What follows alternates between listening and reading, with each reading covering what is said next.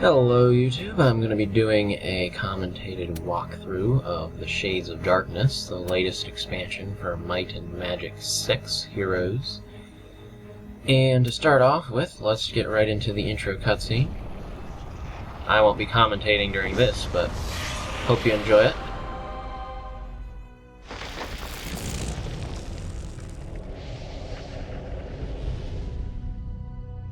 The Dark Elves were born during a night filled with betrayal that began when the Elf King Arniel stood aside as the Holy Empire invaded Queen Twidana's lands. In desperation and anger, Twidana made a pact with the Dragon Goddess of Darkness and her minions, the Faceless. And so, this clan of rebel elves became the Dark Elves, and their new allies, the Faceless, took them into exile below the earth, away from the light. Their queen dead, their clan persecuted and broken, they wither while waiting with little hope for a new leader to rise. Raelag, Twidana's first heir, can unite his weary people by forging an alliance with the mighty Black Dragons. But the young prince will also learn that it is hard to discern friend from foe when the world is painted in shades of darkness.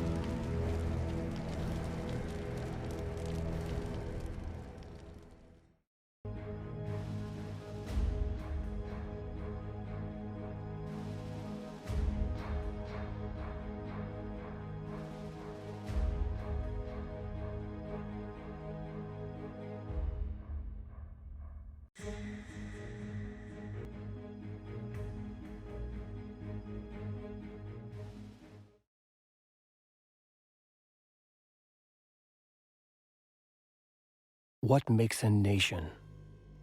Is it possible to examine the great maelstrom of history, to define a single key moment where a group of people, united by the same ideals and beliefs, stand together and say to the world, "This is our place. You cannot ignore us anymore." For my people, the Dark Elves of Twidana, there was such a moment. Yet it seems the truth of our beginning, the violent and bloody hour of our birth, is now being forgotten. In fact, I might be the last one to remember it, though even my memories are becoming more and more uncertain. Becoming a power of darkness does not mean you become immune to them. There is always a blacker shadow lurking somewhere in this world. Enough with your pity. We will retell this story again and again and again, until your ears ring evermore with the clash of armies, your eyes bleed from the glint of steel, and your hearts are seared with our names. It was the 650th year of the 7th dragon. My people, once proud, were divided and broken. Our cousins, who we once lived beside in Iroland forests, hunted us. Under the ground, we waged a dark war with the dwarves. After decades of bloody conflict, our havens lay in ruins, our culture lay corrupted, and most of our kin lay dead as winter. We were without unity, without hope, without even a home.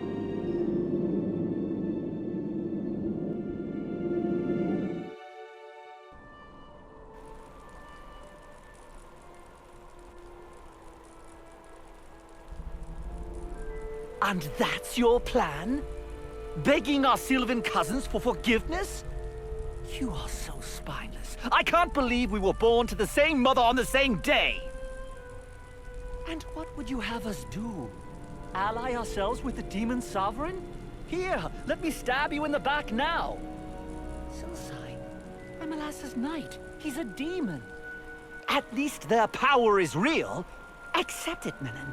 The Faceless tricked us into this alliance. Where were they when the dwarves were butchering us? You forget? Let me remind you. In their caves, looking for reasons not to fight in puddles of water. Cowards always find their counsel reasonable. You dare! Prince Raelag approaches, my lords. Look how our brother disgraces us. He can barely stand. To think he once ruled the Soulscars in my stead. What a wreck.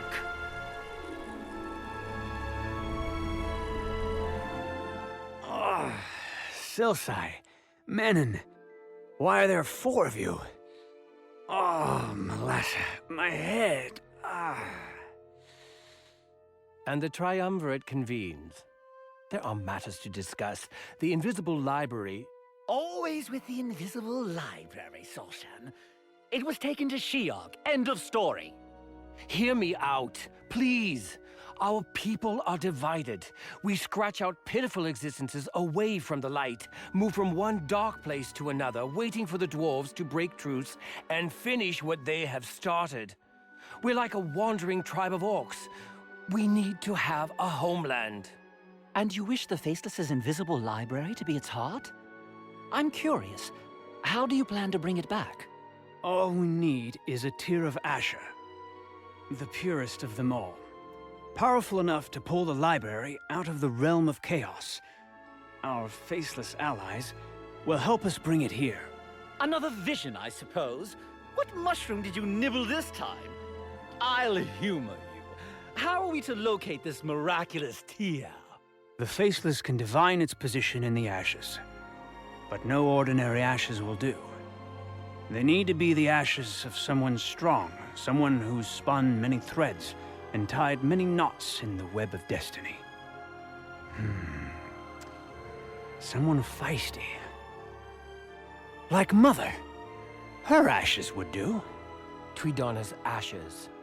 They would do indeed. Let me see. Yes. They are kept by the angels in a fortress they call the Reliquary. Ariel can show us the way. Malasa just now whispered the name of the young angel to me. I've heard enough! You're wasting our time with your delusions. I have a clan to rule. As much as I hate to admit it, I agree with Silsai. It does sound like a fool's errand. Sorry, brother. The Night Shards won't follow you in this quest. Why can't they see the future of us all is at stake here? It seems all our hopes lie with you, Raelag. Though you still refuse to admit it, the eldest son of Queen Twidana cannot escape his destiny.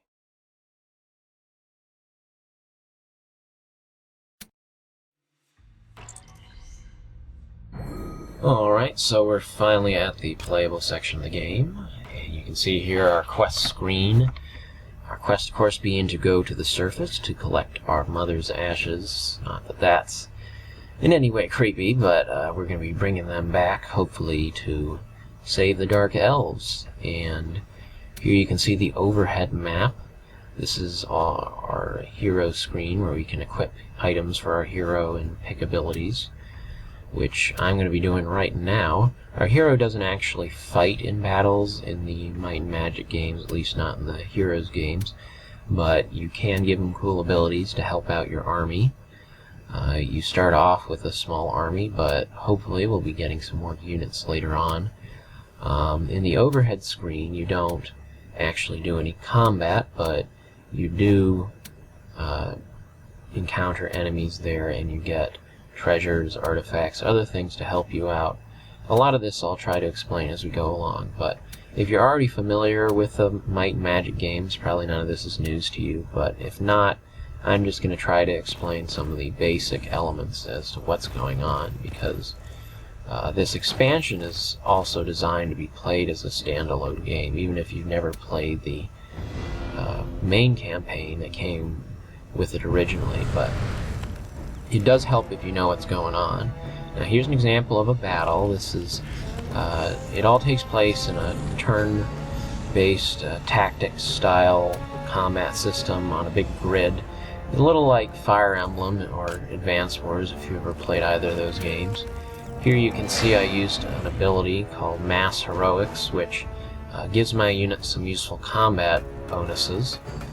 And if you look at the numbers next to each of my characters' names, like that cloaked guy I moved earlier in front. He has a 25 by his name. That means it's a stack of 25 units.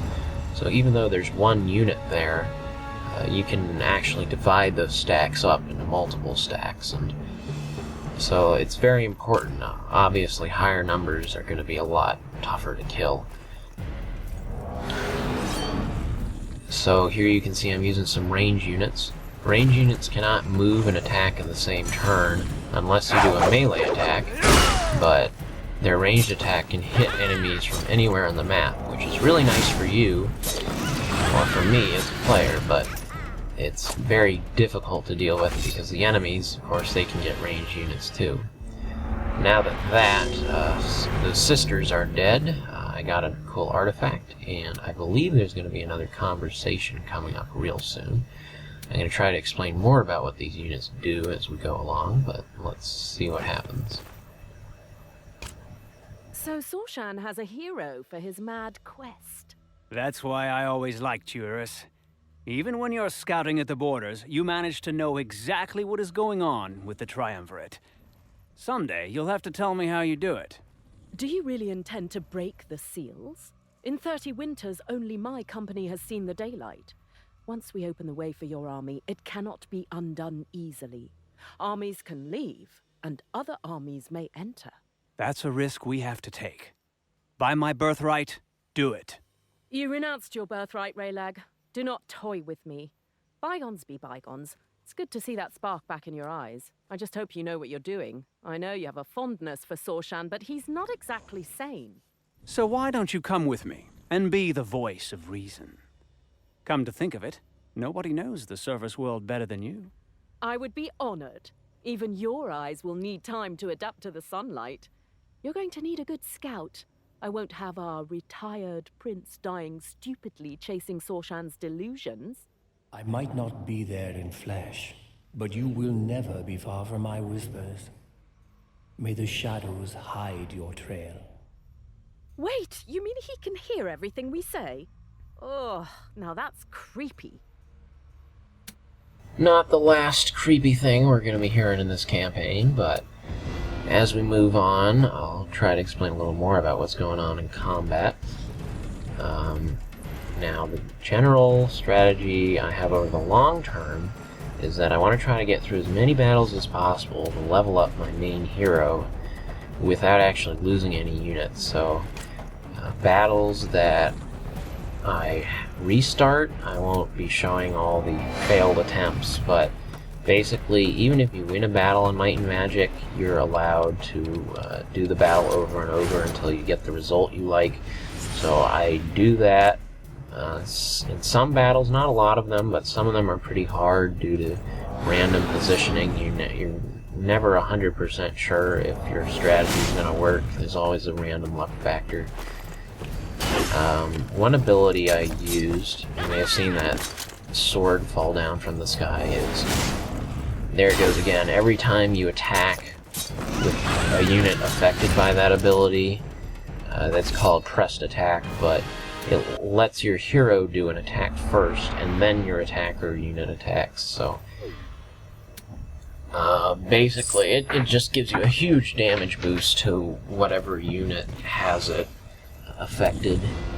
My strategy in general is just trying to do tons and tons of damage, so the two main abilities you'll see me using in just about every single fight I use are Mass Heroics and Pressed Attack. Both of them are amazingly useful, at least for this character archetype. Now there's a bunch of different ways you could be going through this mission, but I just really like the whole mass offense strategy. I think it works well with his abilities centered around cloak and whatnot.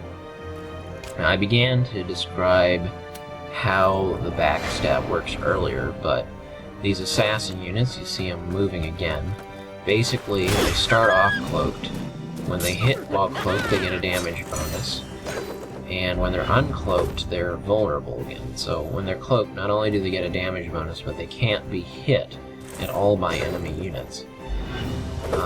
However, their cloak isn't totally invincible. If an enemy happens to walk into them or even stop right next to them, they automatically get uncloaked. And it also fades off after 2 turns, no matter what happens. So I have to be very careful with when and how I use it. The nice thing is that the hero's special ability lets you recloak immediately, and it can affect any unit I want, so it's sort of a buffer. Even if my guy accidentally uncloaks, I can immediately recloak him again if I have to. And I try to recloak him every single turn just so I can keep backstabbing over and over again. I generally don't have to cloak any other units, which is nice.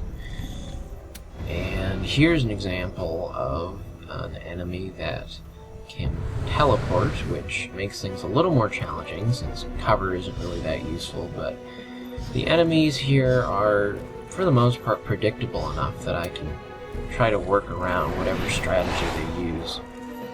They're also pretty fast too, so my stalkers, the units that I split in half, they have an effect that reduces enemy movement range by 1. And so these units are so fast, though, that I'm fighting that even that movement range reduction isn't going to stop them from getting right up against my range units next turn. So I just need to do a ton of damage right now, and hopefully they won't kill any of my units when they attack.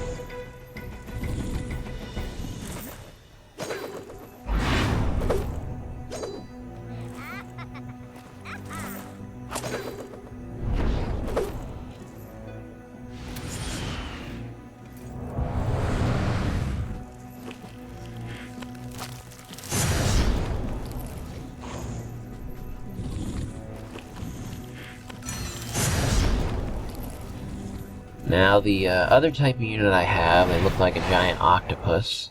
They're called lurkers, and when they hit, they have a damage over time effect that hits the enemies. It doesn't do that much damage, so they really aren't that important to my army, but, you know, any extra source of damage is very useful here because you really don't have that much in the way of units, not getting that much reinforcements. You just gotta make do with everything you got. Interesting. I could use this altar to summon more lurkers. I only need to find a way to awaken its powers. Yep, so there's another side quest for you. I gotta get these blue crystals. You'll see them sitting around, and when I do that, I can get another boost of reinforcements, which will be very handy, but we're not gonna be able to do that for a while, so let's just keep clearing out this area. You don't have to kill everything, but I think I said earlier that I just like doing it because you know, I really want to get more abilities for my character. Right now I just use mass heroics and I just use a pressed attack, but I really like some spells later on, something like there's a spell that lets you freeze an enemy in place, which is really good if you're dealing with really powerful single stacks of units. So like if there are 3 different stacks of archers or something, 10 units deep, that's not going to be very helpful. But if there's 1 stack, say 40 units deep, or, you know, I've seen stacks enemies have as big as like 80 units, then it's definitely a huge help because you can just unload on them with a huge amount of damage, not get hit in turn. Those sisters I just beat, they're probably the weakest unit I'll be dealing with in this whole campaign, but their upgraded form can heal other units, and they're pretty annoying to deal with.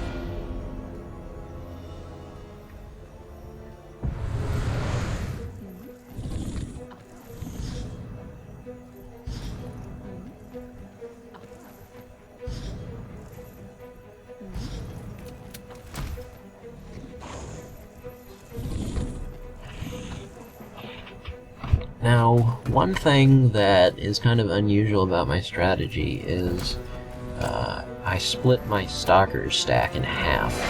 And the reason I did this is because, like I said earlier, they get a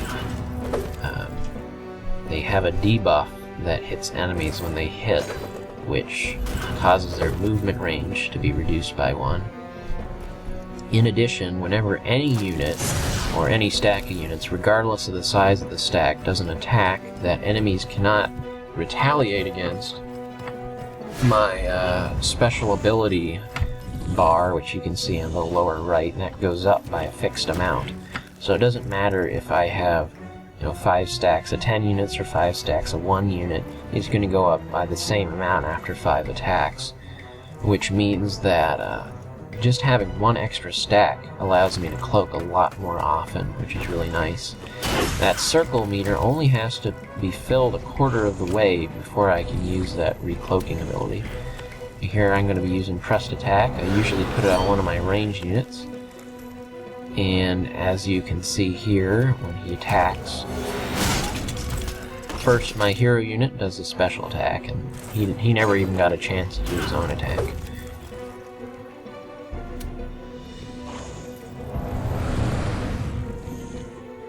But yeah, overall the strategy is just trying to outposition, outplay, figure out some way of reading the enemies, like attacks, what abilities they're going to be using, figuring out some way of just crushing them before they can actually hit you first. I mean, this sounds like common sense, but if you've ever played a game like Fire Emblem or any other game where you're continually faced against overwhelming odds and you're not allowed to make any mistakes, not allowed to lose any units, it can get pretty tricky at times.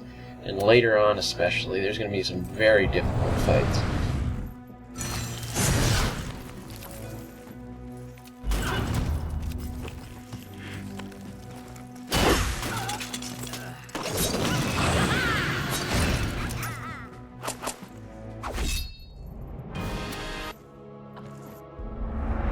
Now here you can see after the fight I go to the Armor Smith I unlocked.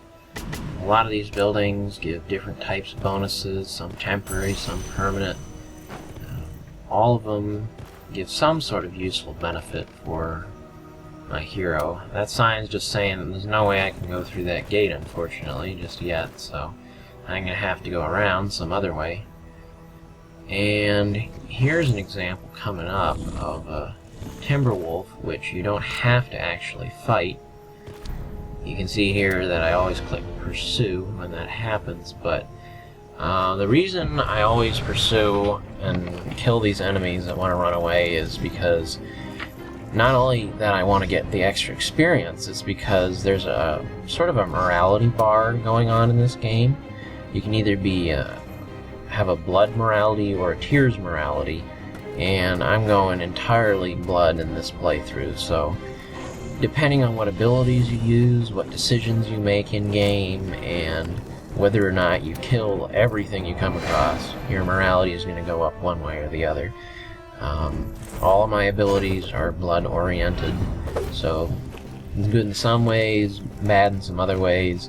Unfortunately, that means I won't be using much of anything in the way of healing abilities, which makes keeping your guys alive very difficult, but the extra damage output can make up for it. And I just like killing everything. I mean, who doesn't want to do that? It's an RPG, for Pete's sake. But yeah, another system I haven't covered yet is the morale system. Basically, if your units have high morale, sometimes they get to attack twice in one turn, which is really good. If they don't have high morale, then they don't. It's pretty much as simple as that. But I like to get high morale because it means that I get more attacks, which means more damage, which means more bar for that cloak. Mass Heroics not only gives me more luck, but it also significantly increases the morale of all my units, which is really nice, so that's why I use it often really early on, just so I can make the most out of it. Now this battle up here is against Earth Elementals, and it's probably the toughest battle I've done so far. And the reason is because of the ability they use at the beginning every time you fight them. They have a Petrify ability. You're going to see them use it. They're very fast, and when they use that, well, fast I mean in terms of turn priority. You can see they went right after my assassins, whereas most enemies don't. And they just petrify all of my range units, which sucks.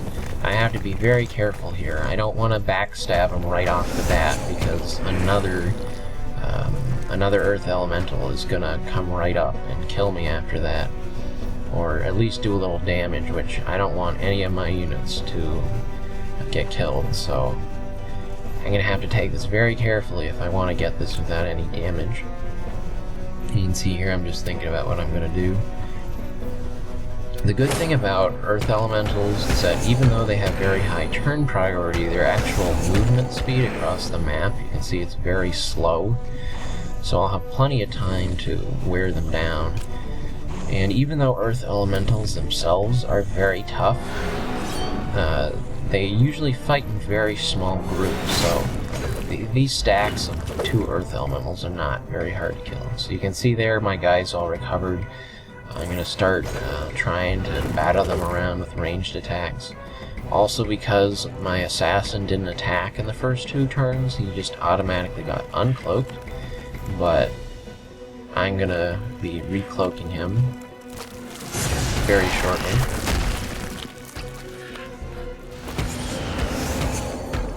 Unfortunately, I forgot to do that, but silly me.